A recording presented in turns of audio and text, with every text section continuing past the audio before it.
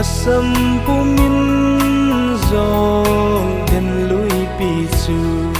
palgal kai leng galung tangi patsen nau gam hi kada rati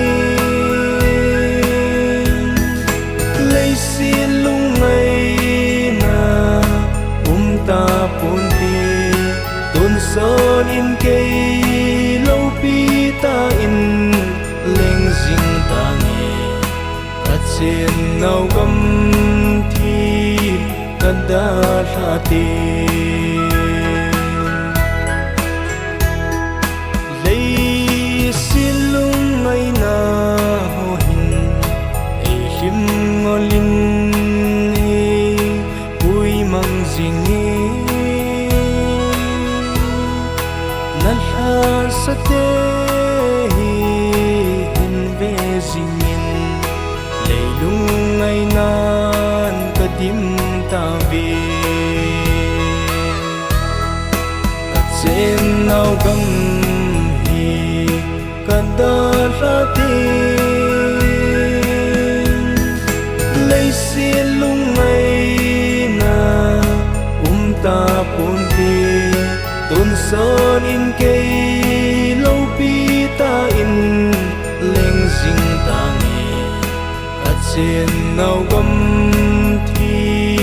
kada thati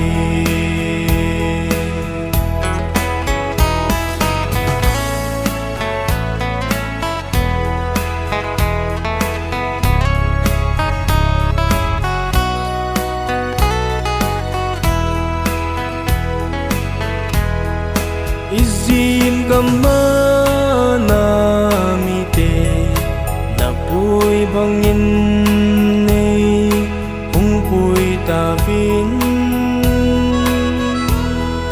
tuisan vadung chu palgal kai vi nei hung pui tan kachim ta ve katsen nau gam kada rati